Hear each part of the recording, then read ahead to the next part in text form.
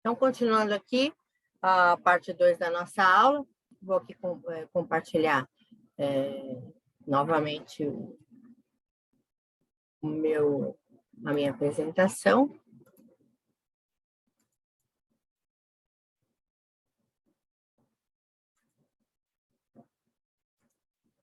Bom, então, continuando aqui, se eu diminuir aqui, arrumar minha tela para ficar direitinho.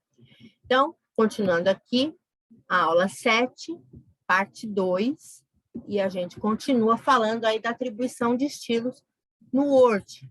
Então, no painel de estilos, né, lá naquela guia que eu mostrei para você, do painel de estilos, a gente vai clicar na parte que está lá, opções, vai abrir uma janela e você vai configurar de acordo com o que diz aqui a figura que eu mostro aqui do lado, né?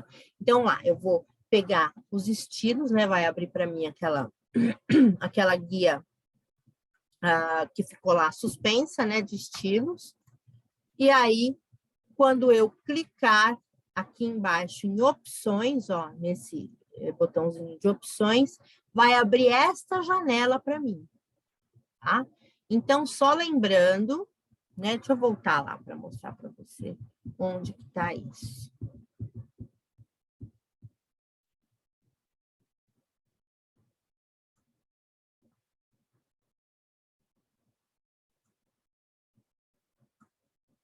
Então, aqui, ó, tem aqui, né? Quando eu abrir minha página inicial, eu vou ter aqui essa guia de estilos, né? Vou clicar aqui nessa setinha, vai abrir uma guia suspensa. Aqui embaixo, onde não dá para ver, está escrito opções. É aqui que eu tenho que ir para abrir aquela janela que eu estou mostrando agora para você, que é aqui, ó, opções. Vai abrir esta janela. Essa janela, ela vai determinar para mim o que vai mostrar nessa guia de estilos.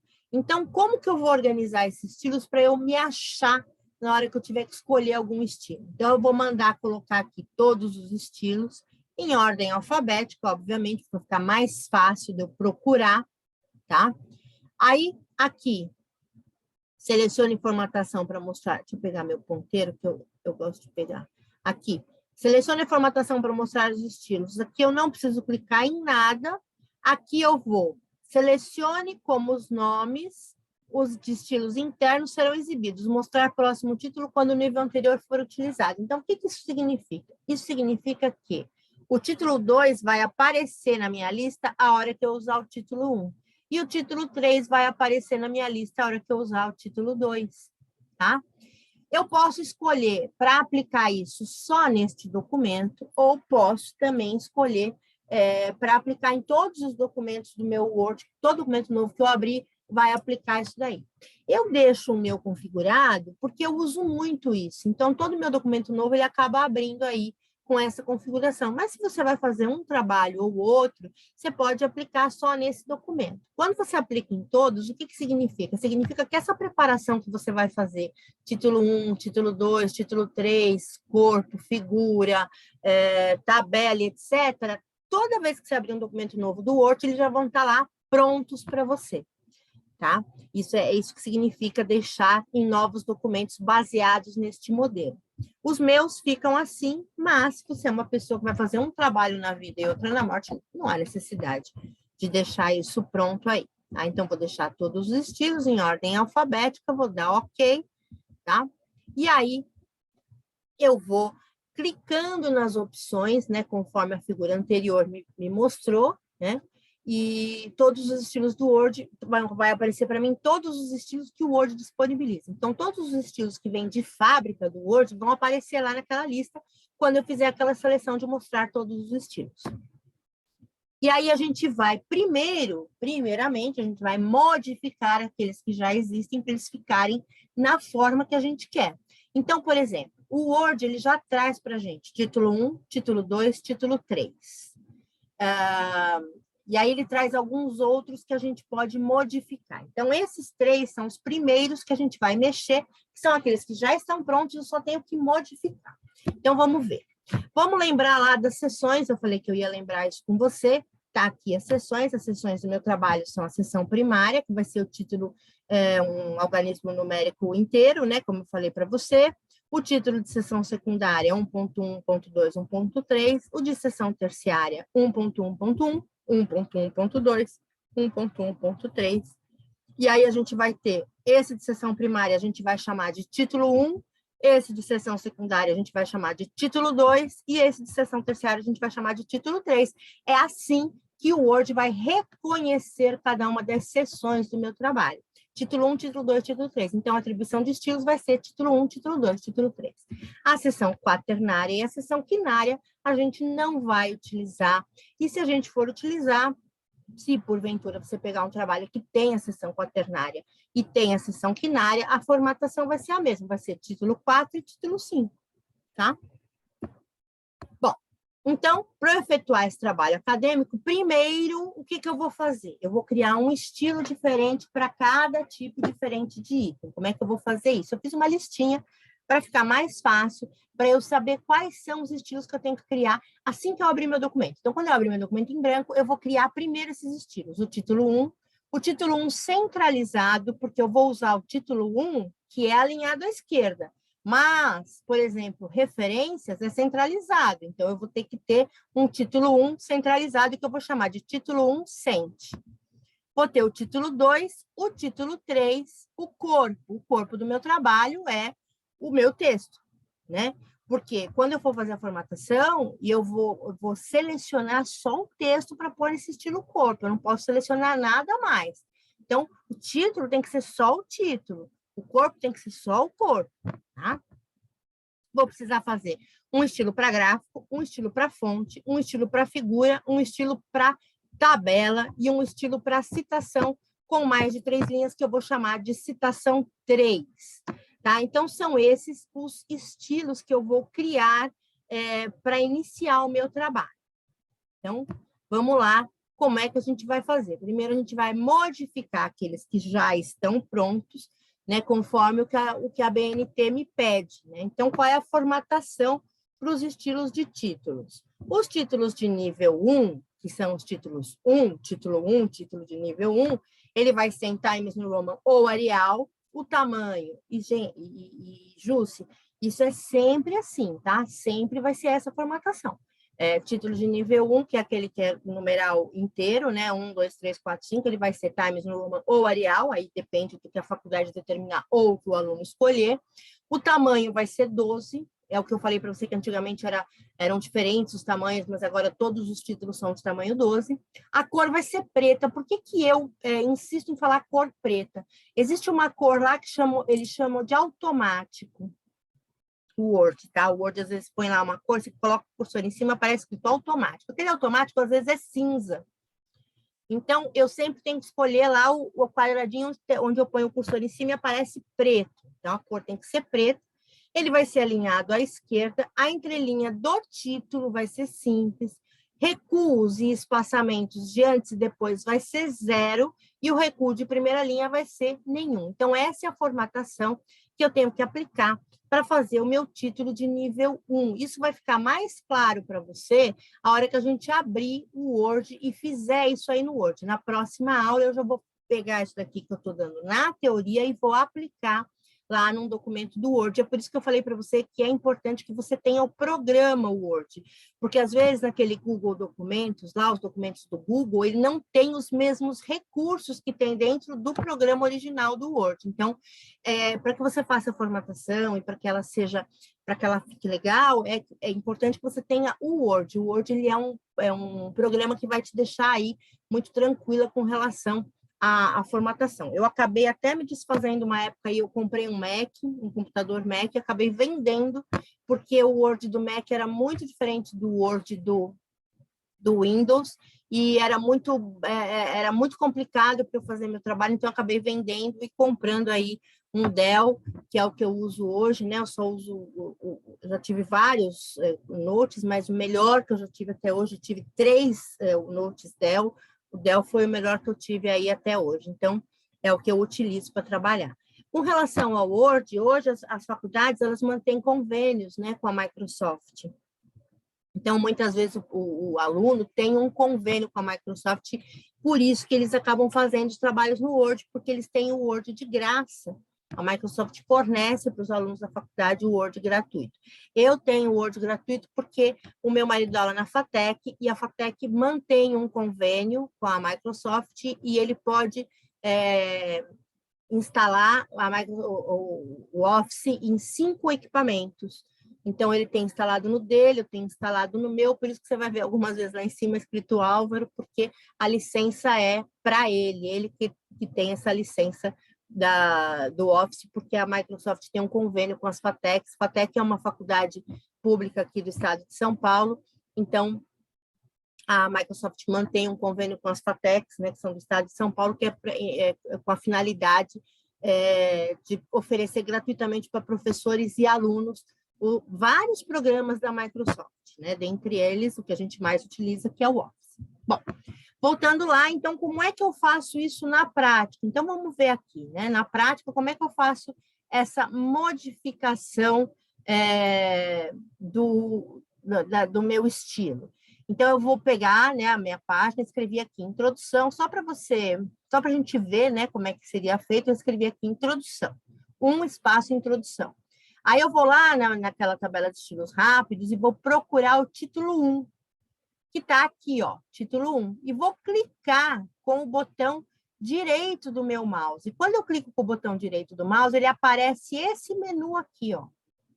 Atualizar, modificar, selecionar, renomear, remover, adicionar. Eu vou aqui em modificar. Então, achei o título 1, clico com o botão direito em título 1 e vou em modificar. Ele vai abrir essa janela para mim. E nessa janela, eu vou fazer as modificações que eu quero para o meu título. O nome já está lá, eu não posso mexer no nome, esse nome já vem de fábrica. O que eu posso mexer é o que está dentro dessa área que eu grifei aí em vermelho, que é o tipo da letra, o tamanho, o negrito e a cor da fonte. Então, eu vou pôr lá, né? Se eu escolhi fazer em Arial, eu vou escolher Arial, tamanho 12, negrito e em preto. Vou colocar aqui, que eu esqueci de grifar, vou colocar que o meu título ele vai ser alinhado à esquerda, então também vou clicar nesse primeiro botãozinho aqui, e conforme eu vou fazendo essas modificações, vai aparecendo aqui nessa caixa de exemplo como ele vai ficar. Aí eu venho para esta parte de baixo aqui, deixo clicado esse primeiro quadradinho, que é adicionar a galeria de estilos. Quando eu boto isso, significa que ele vai adicionar aqui, ó, nessa galeria rápida para mim, uma galeria de estilos rápidos. E atualizar automaticamente, que significa que se eu fizer alguma mudança em algum título, né, em alguma formatação do título, ele vai atualizar o meu documento inteiro. Vou deixar isso daí. Posso deixar apenas para esse documento ou posso fazer novos documentos baseados neste modelo, que é aquilo que eu expliquei. Se você clicar nessa opção, todo documento que você abrir vai estar lá com o título 1 nesse formato e você vai poder usar dessa forma. E aí eu venho e clico nesse botãozinho que está escrito formatar, que é onde eu vou fazer especificamente a formatação que eu quero, eu vou deixar ele com a cara que eu quero que ele tenha, tá? Com os espaçamentos e tudo mais. Quando eu cliquei em formatar, ele subiu essa guia, tá? Isso aqui é um quadradinho que sobe. Quando eu clico em formatar, ele sobe esse retângulo. E aí tem várias opções aqui dentro. Eu posso mexer na fonte, posso mexer no parágrafo, posso mexer num monte de coisa, mas o que me interessa é mexer no parágrafo. Porque eu quero deixar esse título aí numa posição específica. Quando eu clico em parágrafo, ele me abre uma nova janela, e aí eu vou poder fazer o alinhamento desse texto, eu vou dizer que ele vai estar alinhado à esquerda, aí eu vou preencher esses recuos, esses espaçamentos, tudo com 0. Eu não quero que ele tenha nenhum recuo, nenhum espaçamento antes e depois. Recuo é quando você desloca a linha para o lado direito. E espaçamento é quando eu dou um espaço maior entre um parágrafo e outro. E eu vou dizer, então, que tudo é 0. E também não vou ter nada no especial. O especial é onde eu atribuo o parágrafo, que é aquele 1,25 de parágrafo que a gente faz. O meu espaçamento entre linhas para títulos vai ser simples, tá? Já vai estar aqui no simples. E aí, eu vou dar o OK. Quando eu der o OK, ele vai voltar para a janela anterior. E aí, ele já vai estar aqui, nesse quadrado aqui, onde tem o modelo, né? O exemplo, ele já vai estar com a cara que eu deixei ele. Com o tamanho, com a cor, com o negrito e tudo mais. Então, mexi já com isso, venho aqui, tá tudo mexidinho, dou OK, pronto, acabei com isso. Ele já criou para mim o título de nível 1, que foi o meu título 1, certo? E aí, eu vou fazendo esse mesmo procedimento, eu vou fazer para o título 1 centralizado, para o título 2 e para o título 3. O título 1 centralizado não existe, eu vou ter que criar, vou ter que fazer um novo, mas o título 2 e o título 3, eles já existem, é só modificar, tá? E aí, eu vou fazendo os parâmetros para atribuir aos estilos que eu quiser. O título de nível 2 também vai ter a mesma formatação do título de nível 1, e aí você pode me perguntar, mas se ele tem a mesma formatação, por que eu tenho que fazer um de título de nível 1, tenho que fazer um título 2 e tenho que fazer um título 3, se os três são iguais? A gente faz isso com a finalidade de depois poder fazer o meu índice automático. O índice automático, ele vai chamar as coisas para o meu índice por meio dessas atribuições aí, desses estilos que eu fiz. Tá? Por isso que a gente faz o 1, o 2 e o 3. Né? O 3 vai ser igual também, vai ser Times New Roman Arial, 12 negrito, preto alinhado à esquerda, 1, 2, 3 vão ser iguais, somente o título 1 centralizado, que ao invés de ser alinhado à esquerda, vai ser centralizado. Bom, aí eu vou criar estilos para as outras coisas que eu vou ter que usar no meu trabalho. Eu vou ter que ter um estilo para gráfico, que aí sim vai ser tamanho 10, porque legenda de gráfico, figura, tabela é em tamanho 10. Vai ser na cor preta, mas também vai ser alinhado à esquerda. Figura vai ser igual, tabela vai ser igual e fonte vai ser igual, tá? Só que fonte é sem negrito, certo? Aqui vai ficar mais claro quando a gente fizer direto no Word. O corpo, que eu vou criar para corpo, também eu vou ter lá o Times New Roman ou Arial, tamanho 12, sem negrito, na cor preta, alinhamento justificado, porque aí eu estou falando do corpo do meu trabalho, do meu texto, né? Então, ele vai ser justificado, porque ele vai ter que fazer aquele bloco certinho, né? Do lado direito e do lado esquerdo. Ele vai ter um recuo de esquerda 0, e esse especial de primeira linha vai ser 1,25 ou 1,2, dependendo do que a faculdade disser. A BNT recomenda 1,25. E as entrelinhas, se for um trabalho longo, se for uma dissertação, uma tese, um trabalho que tenha mais do que 50 páginas, aí você pode pôr aí, quando é número de página livre, né? Quando é artigo, que é um número de página restrito, determinado, a gente põe entrelinhas simples. Mas, se for um trabalho mais extenso, que permita ter mais páginas, eu posso pôr o entrelinhas de um e-mail, que é o que a ABNT recomenda. Para a citação 3, que é aquela citação que tem aquele recuo de 4 centímetros, né, que é aquela citação que tem um bloquinho, né, que a gente recua aquele bloquinho para ficar visível, que é uma citação direta. Para essa citação, eu vou fazer também Times New Roman ou Arial, tamanho 10, essa citação com recuo, ela tem tamanho 10, ela é menor do que o restante do texto, o texto é 12, mas a citação é 10. Vai ser sem negrito, também na cor preta, também alinhamento justificado, mas ele vai ter um recuo à esquerda de 4 centímetros. Nesse especial primeira linha não vai ter nada, e no entrelinhas ele vai ser simples, independentemente se é um trabalho longo, se é um trabalho curto, vai ser sempre simples para a citação com mais de 3 linhas. Então, como é que eu vou fazer isso daí? Deixa eu colocar aqui. Eu venho aqui, né, no título 1, vou adotar o mesmo procedimento que eu fiz no título 1 para o título 2, 3 e para os demais elementos, e aí eu já vou ter feito atribuído todos os estilos para o meu trabalho acadêmico. Então, os estilos já estão lá na galeria de estilo rápido. Agora, a gente vai deletar da galeria os estilos que a gente não vai utilizar, porque eles só vão ficar lá atrapalhando. Né? Então, é só eu ir clicando com o botão direito e mandar remover aqueles outros que eu não quero. Tá? Então, é só vir aqui, por exemplo, eu não quero usar esse normal aqui, eu clico com o botão direito e venho remover da galeria de estilos. Isso significa que eu estou removendo desta galeria, eu não estou removendo do Word.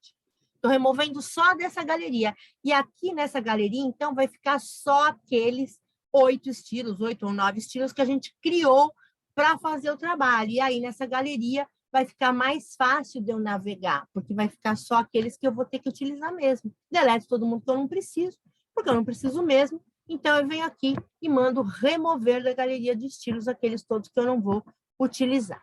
E aí, então, o meu documento está pronto.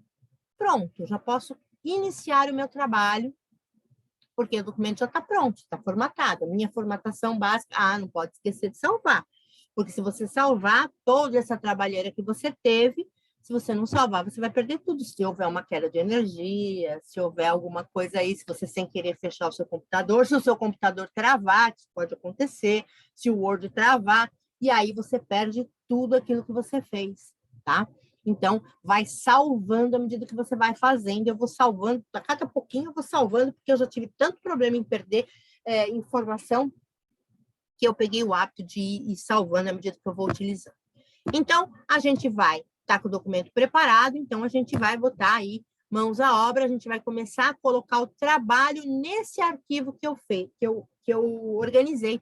A gente chama esse arquivo de template.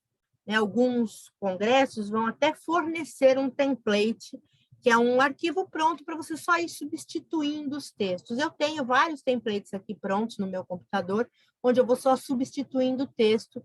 E aí, com o tempo, você vai pegando mais manha, mais tarimba, você vai tendo aí alguns arquivos prontos, onde você só vai substituindo.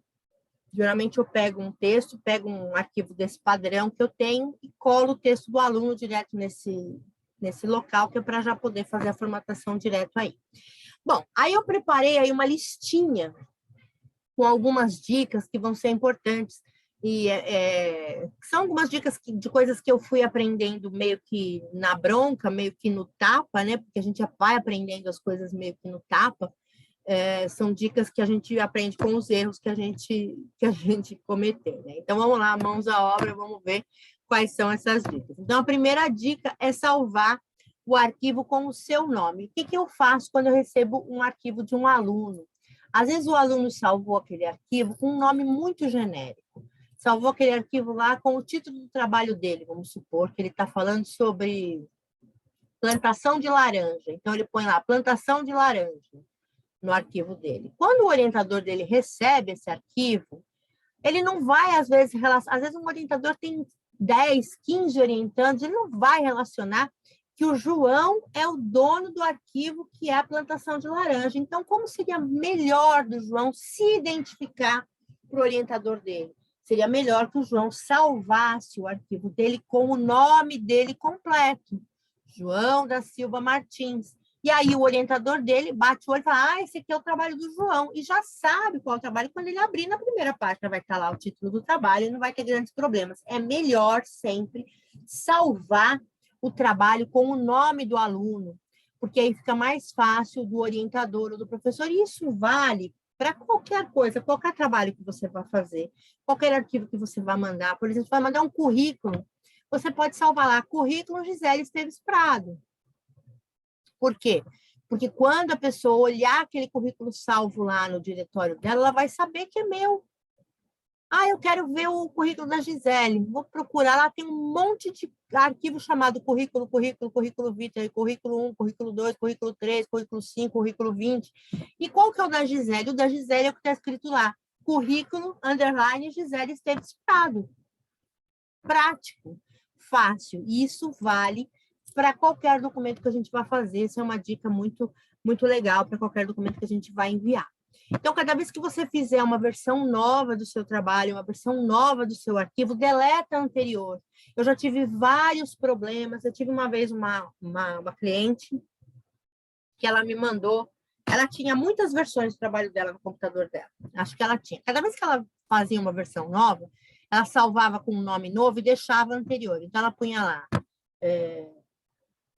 trabalho de português 1, trabalho de português 2, trabalho de português 5, trabalho de português 5A, trabalho de português 5A manhã, que ela salvou de manhã, trabalho de português 5A tarde, que ela salvou à tarde, trabalho de português 5B noite.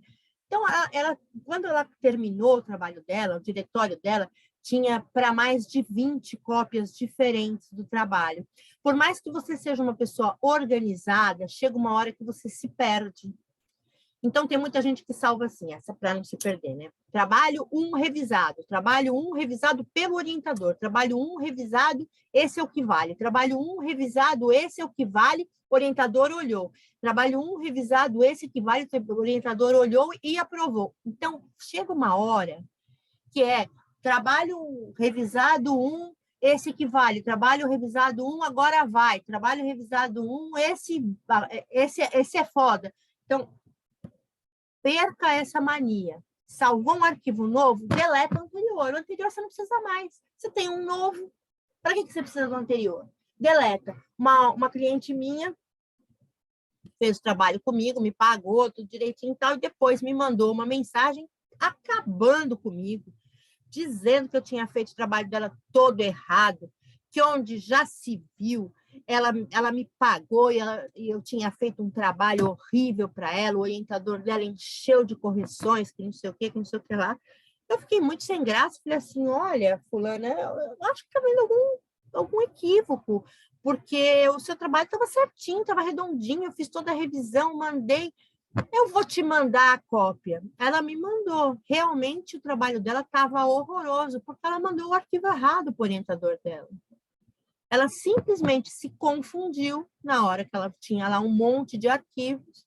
Sempre que eu reviso o trabalho, eu boto o nome do aluno, underline have, ou underline formatado, que é para o aluno saber que aquela versão é a versão que eu fiz, é a versão final do trabalho. E aí eu ponho lá o nome do aluno, underline formatado, ou underline revisado, depende do trabalho que eu fiz para o aluno. Por quê? Para ele saber que é aquele arquivo que ele tem que mandar. E ela mandou o arquivo errado para o orientador.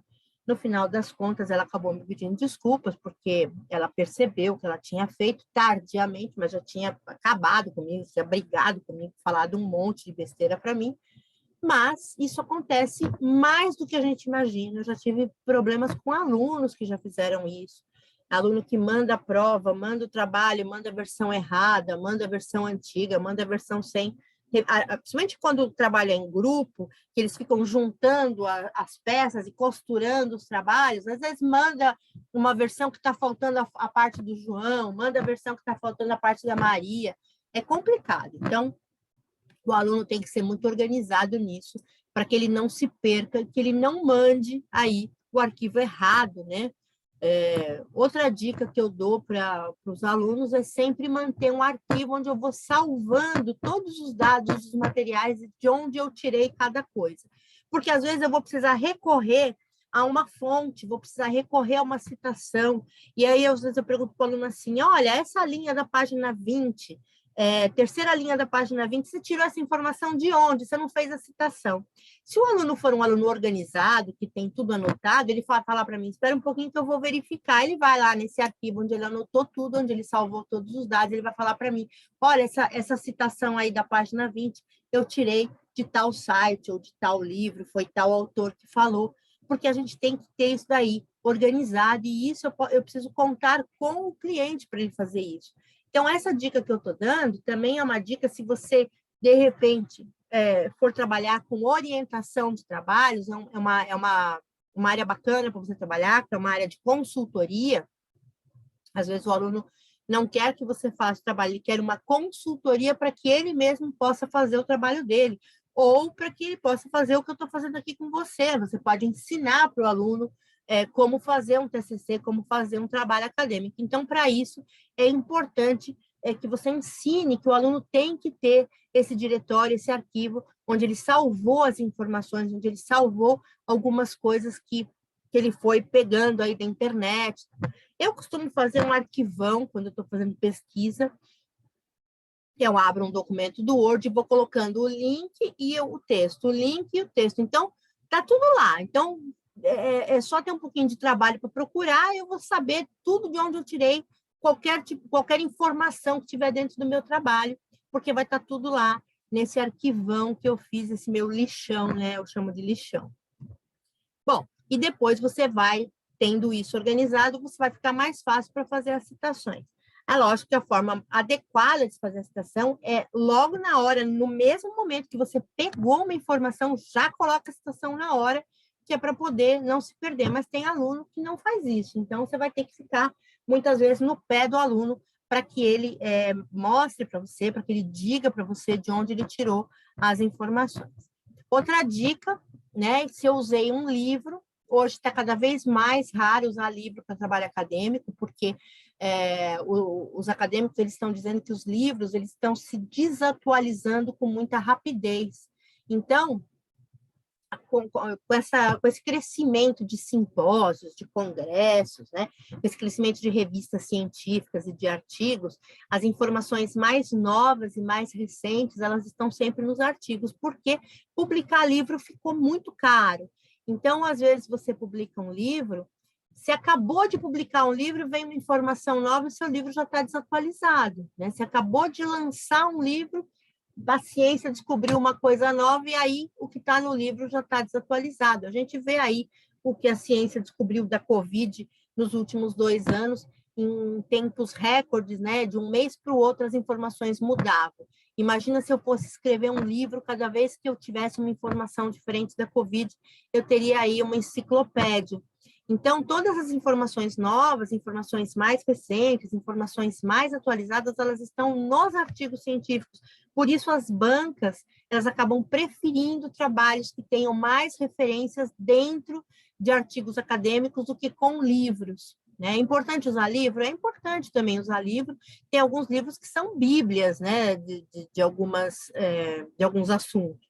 Por exemplo, na logística, a gente tem um autor chamado Balu. O Balu, ele não falta em nenhum trabalho de logística, ele está sempre lá nos trabalhos de logística, porque o Balu, ele é um cara de renome na área.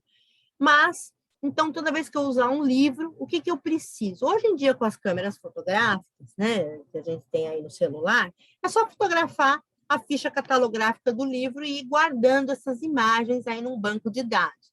Mas, se eu não fotografei, o que eu tenho que anotar? O que eu tenho que saber do livro para depois poder fazer a referência? Eu tenho que saber o título, se ele tem um subtítulo, quais são os nomes completos dos autores, qual foi o ano que esse livro foi publicado, por qual editora, em que cidade que fica a editora, qual é o número de páginas do livro e qual edição que é daquele livro, primeira, segunda, terceira edição. Então, essas informações estão sempre lá na ficha catalográfica dos livros, que está sempre no verso da primeira página de toda a publicação.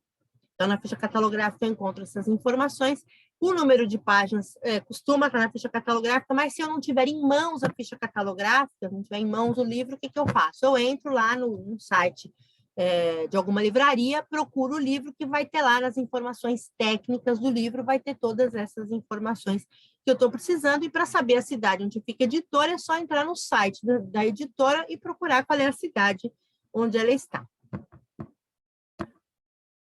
Outra dica, né? Falamos de livro, vamos falar de artigos científicos. O que eu preciso saber de um artigo científico? Também preciso saber o título, o subtítulo, o nome completo dos autores, e aí o artigo científico ele pode estar inserido em uma revista acadêmica, que são aquelas revistas científicas que algumas faculdades têm, que alguns lugares têm. Ele também pode ter sido apresentado num congresso e publicado nos anais do congresso.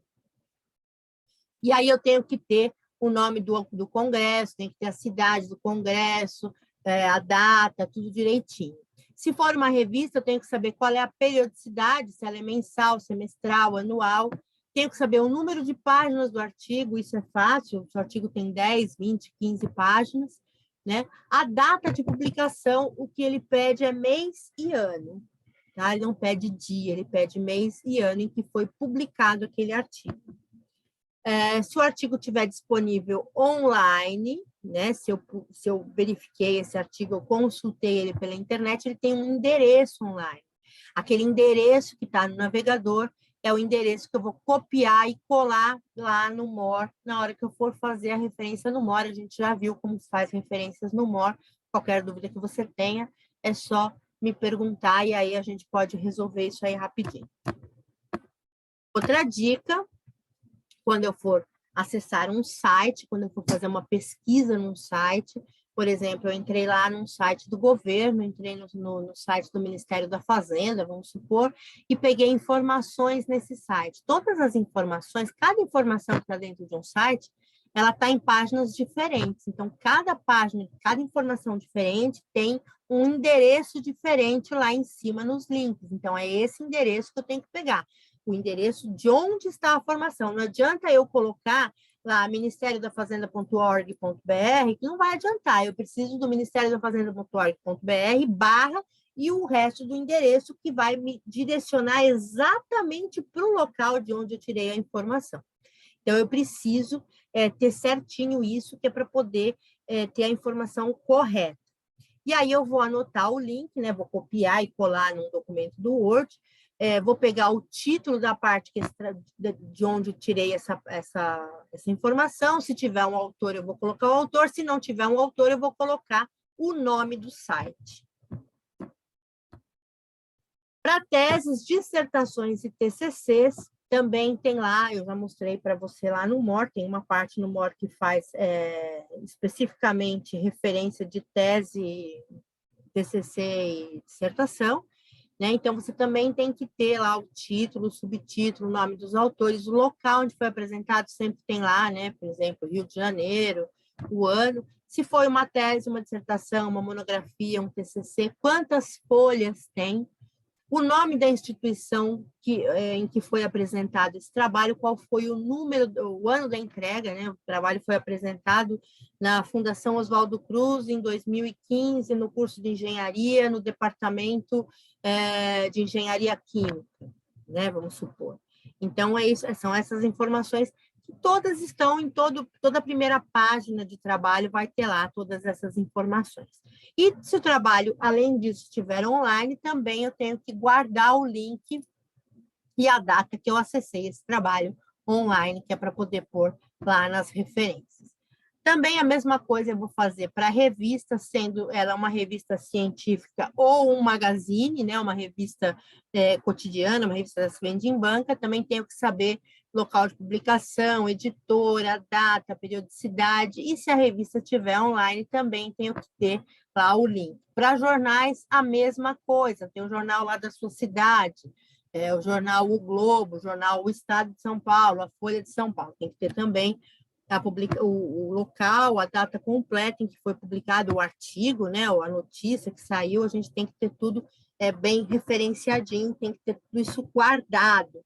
Se for uma legislação, a gente já falou também sobre legislação, eu tenho que pegar aquele cabeçalho lá da legislação que sempre tem, eu sempre procuro as leis em sites do governo, né? Eu não pego lei em nenhum outro site que não seja do governo, e aí eu vou ter que saber qual é o tipo, se é uma lei, se é um decreto, né? Tenho que saber qual é o número da legislação, qual foi a data em que ela foi publicada, qual é o título, essas coisas todas eu tenho que pegar lá no cabeçalho da lei para poder colocar.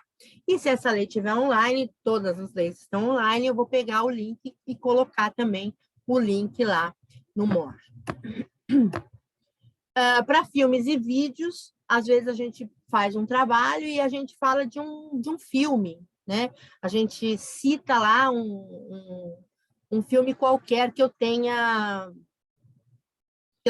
feito lá, que eu tenha visto. E aí eu tenho que procurar lá naqueles sites de cinema o nome do filme, o diretor, o local onde ele foi produzido, qual é o nome da produtora, em que ano que ele foi feito, qual a duração dele em minutos, e se esse filme estiver online, no YouTube ou em qualquer outro lugar, eu tenho que também colocar o link e a data em que eu acessei. Para slides, hoje a gente tem aquele programa que se chama SlideShare, às vezes a gente pega informações de slides ou também de um slide de um professor, uma coisa assim. Eu também tenho que ter todas as informações do autor, o título do slide, qual foi o o local, se ele foi sonoro, se ele foi só um slide, o número de slides. Se tiver online também tenho que guardar o link e a data de acesso.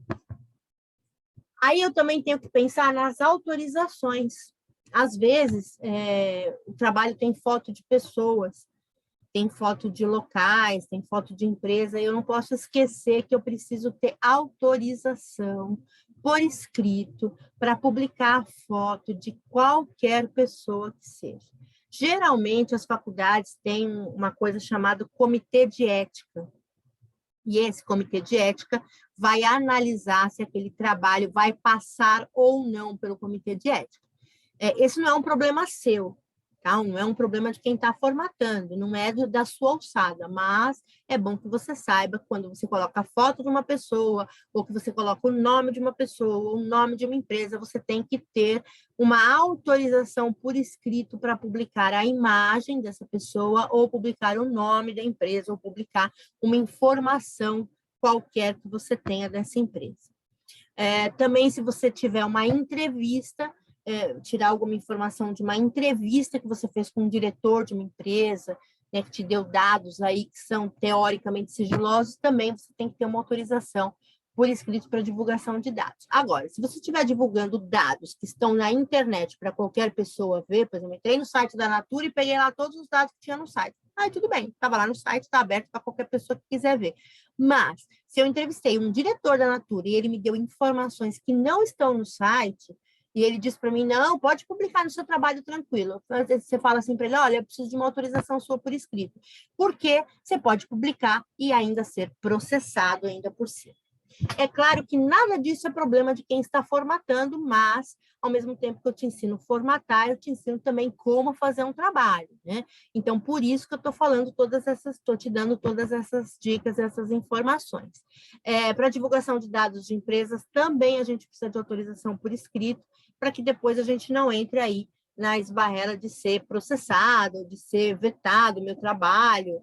Eu soube de um caso, de um trabalho que estava pronto já, o cara ia apresentar, faltava uma semana para ele apresentar, a empresa resolveu que não ia poder mais, ele não ia poder mais divulgar os dados, como ele não tinha nada por escrito, nada assinado, ele teve que refazer o trabalho, pegar uma outra empresa e começar do zero um trabalho, e ele tinha uma semana para entregar. Às vezes a gente entra nessas coisas aí, mas cada vez que a gente tiver um dado, uma coisa assim, a gente precisa, né? Até mesmo para poder falar o nome da empresa, a gente precisa ter uma autorização por escrito. Ou então eu vou colocar lá, empresa X disse que tal coisa é assim, assim, assado. Não vou dar o nome da empresa, a empresa não me autorizou, eu sou besta, né? Aí eu fiz aqui um modelinho de um artigo científico, né? Nesse modelinho aqui, eu peguei um modelo da faculdade que eu dou aula, e aí eu mostro como é que tem que ser mais ou menos a cara de um artigo científico, porque às vezes isso vai mudar de faculdade para faculdade, de congresso para congresso, às vezes o congresso tem seu próprio template, como eu já falei, com o seu logotipo, com algumas coisas lá, algumas marcas, mas então eu só peguei aqui o que é básico para você ter uma ideia da cara de um artigo científico. Então, ele tem que ter o título e o subtítulo, no caso dele tem um subtítulo, nem sempre tem, eles vão estar lá centralizados com tudo em maiúscula, os autores e a instituição em que cada autor atua vão estar alinhados à esquerda, vão estar alinhados à direita com tudo em maiúsculas, e o e-mail de cada um dos autores, tudo em minúsculas. Então, a cara é mais ou menos essa daqui, né? Então, aqui você vai escrever o título do trabalho, o subtítulo, se houver.